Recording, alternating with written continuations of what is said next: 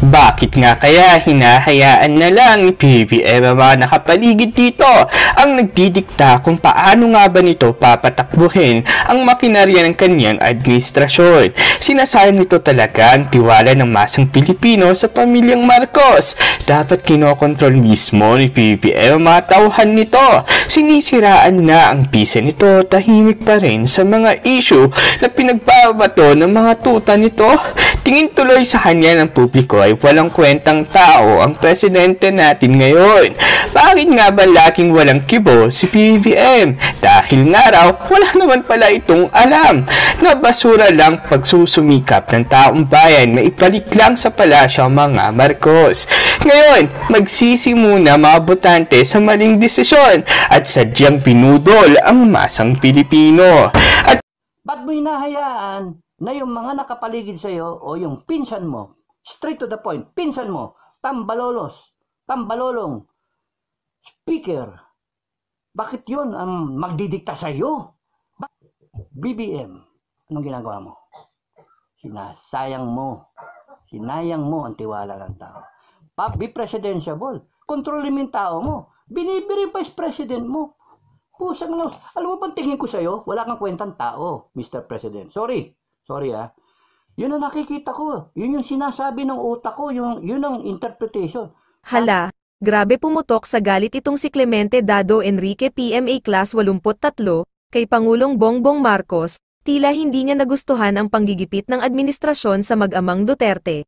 Ito ang pag-uusapan natin sa video na ito kung bago ka lang sa aking YouTube channel baka pwede makahingi ng like at subscribe at click mo na rin ang notification bell para updated ka sa aking nilalabas na bagong video. Salamat po.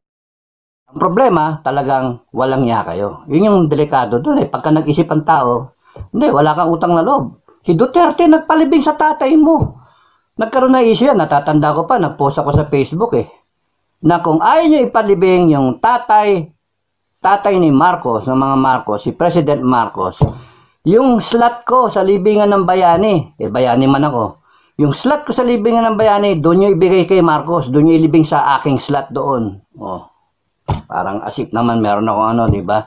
Then punto, bakit hinaharang yung pagka, ano, it was a Duterte who caused the father to be buried doon sa libingan ng bayani. Walang issue, wala. May nagreklamo ba? Walang nagawa. And here you are, hinahayaan nyo na si Tatay Digong lapastanganin, siraan ng kung sino-sino. Mr. President, you stand up for the president na pinalitan mo. Because it shows the kind of person you are. You stand up for your vice president because it shows the kind of character, the values that you have kung hindi mo sila tatayuan. What kind of a person are you na yung tatay mo ang tagal-tagal na hindi nakalibing, pinalibing dyan, pinayagan ni Duterte na lumibing dyan sa bayani. Tapos nun ngayon ICC, imbestigahan, and all this talk. And then yung anak man lang na siyang nakatulong mo, nakatuwang mo, Uniteam kuno. And now, ano nangyari sa Uniteam? Bakit? Parang kleng-kleng bangwang, wala na. Ano, di ba? Bakit? Ba't mo hinahayaan na yung mga nakapaligid sa'yo o yung pinsan mo, straight to the point, pinsan mo, tambalolos, tambalolong, speaker, bakit yun ang magdidikta sa'yo? Bakit binoto ba yan ng taong bayan? 200,000.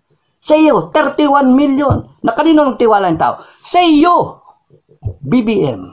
Anong ginagawa mo? Sinayang mo ang tiwala ng tao. Public office is a public trust. Nosedive kayo, ha? Nosedive. Yeah, better do something. Okay, nandun ako sa indignation. Tapos nun, sinabi ko na pwedeng mag-lead ng kudeta.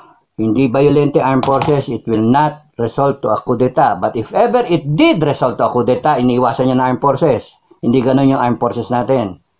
Hindi ganun sila Browner. Yung nakalagay, yung ano yan, yung ang class crest niyan makatao. Yung naku, makatao pa naman. Makatao. Oh, hindi nakalagay doon sa class crest ng PMA class 89. Makapresidente. O, maka Duterte. Hindi. Ha? Linawin ko. Ang nakalagay sa bullring, sa singsing o sa class crest ng class 1989 ng PMA, Chief of Staff ngayon, na napakatinong tao, ay makatao. Makatao. Oh, edi dun sila sa tao. Ngayon, they want to be professionals. Huwag nyo sirain yung armed forces. Ha? Warning ko sa inyo. Intact yung armed forces mula noon hanggang ngayon. Ha? We did not even think of magkaroon ng military junta. Iniwan namin yung armed forces. Lahat kami na-retired. Lahat kami na wala dyan. Sundalo man. Lahat kami. The Philippines did not experience a military junta. Pasalamatan nyo kami lahat. No? Huwag niyong pilitin yung armed forces ngayon na nandyan din yung mga retired. Mag-figure away ng figure away na maghunta. Yun ang delikado. Kasi pagka napuwersa ang armed forces with that past history na, teka muna, ilang taon na ba ito? Kawawa naman tambay. And then, taong bayan na nagising, aware, na indignant, may indignation, galit na galit. Tapos nun, merong,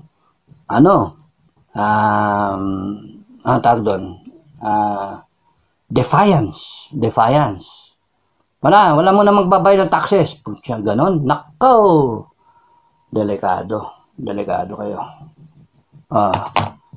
Mapipilitan pumasok ng armed forces pagka walang tumayo na central figure.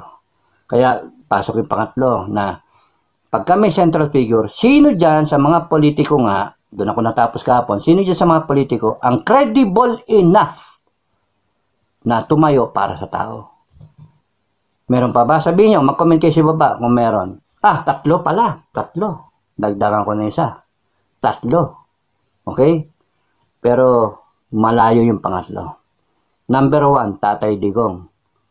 Number 2, Sara Duterte. So, parehong Duterte yon. BP yung isa. Next in line. Withdrawal of support to armed forces sa presidente, automatic she becomes a president. Pero gusto nyo bang hinugin siya kagad? Gusto nyo bang mahinog sa pilit si Sara Duterte? Paano ngayon kunyari yung tatay muna ang tumayo? Credible siya. Past president, maraming ginawa. Takot ang komunista sa kanya, takot lahat sa kanya, takot ang droga sa kanya. Pwede. Sabi ng armed forces, we just want a continuity, yun ang gusto ng tao, continuity, kaya kayo binoto, continuity ng ginawa ni Tatay Digong. Build. O, sinabi nyo, build better more. Okay lang yun. O, yung droga, dumadami yata yung droga. O, kasi ngayon, sinabi nyo, kinokontrol ng Duterte administration yung presyo, ngayon, humataw yung presyo. Kinontrol ng Duterte yung smuggling, humataw yung smuggling, kinontrol yung sa airport na dagdag bawas, ano yan? Yung bala, laglag bala, at saka yung mga pinapakilaman yung mga balikbayan, bumalik na naman. Ay, nako, walang continuity doon. Gumawa kayo ng tas yung Senate resolution na yung concurrent resolution number 10 na discover ng mga tao, nako, patong-patong yung problema nyo. Huwag nyo pipikain si Tatay Duterte. President Duterte, huwag nyo pipikain. Wala kayo sa liga ni ex-President Duterte. Wala siyang magagawa kung ang taong bayan pumunta sa kalsada, wala kayong magagawa. At pagka siya, kinumbinsin, tumayo. Wala kayong magagawa. Anong orderin yung armed forces? Patayin si Duterte? Nako, good luck sa inyo. Withdrawal of support ang mangyayari. Sinasabi ko na, kaya you do not even think of it, you do not even attempt. The only way that you can escape this downward trend, stop the Duterte campaign, anti-Duterte campaign. Stop it immediately. Stop badgering Sara Duterte. Stop. Huwag nyo siraan. Huwag nyo lahat ng may mga gumagawa niyan, tanggalin nyo. Kaya nga sinasabi ko, nandun na ako, pagpasok ng January, so sad, pinsan. Pinsan ang sakit talaga. Pinsan, sorry. Hindi ka talaga pwede. Hindi ka pwede. Vote of no confidence ka. Lulutuin ko. Kung ayaw ng harapan na kausap, talikuran. Tinatraidor mo ako, tatraidorin din kita. Solian tayo ng kandila, pinsan. Ganun dapat eh. Be presidentiable. Kontrolin mo yung tao mo. Binibiri vice president mo. Pusang lang. Alam mo bang tingin ko sa'yo? Wala kang kwentang tao, Mr. President. Sorry ah. Yun ang nakikita ko. Yun yung sinasabi ng utak ko. Yun ang interpretation. Sa amin kami dito, buong pamilya. Bumoto sa'yo. Pero yun yung interpretation eh. Wala kang utang na loob. And that is not a trait ng Filipino na maganda, pero accepted natin as one that defines the Filipino. Utang na loob. Wala kang utang na loob sa tatay na pinalibing yung ama mo.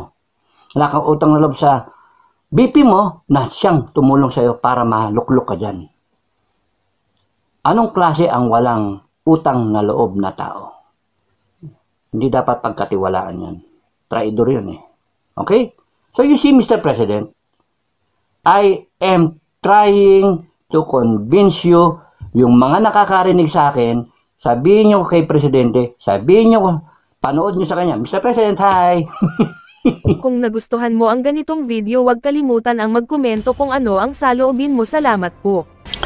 At tumari nga ito ng samot-saring reaksyon mula sa mundo ng social media. Komento na nga lang din ng mga netizens sa naging isyong ito. Military retard at active ang unang-una nagmamasid sa kalagayan ng ating bansa tungkol sa pagpapalakad ng gobyerno. Big salute sa mga kasundaluhan, retard at active. Sayang po lahat ng tiwala, respeto at asa sa kanila. Sa palagay po ba ninyo na iintindihan kayo ni Kuting?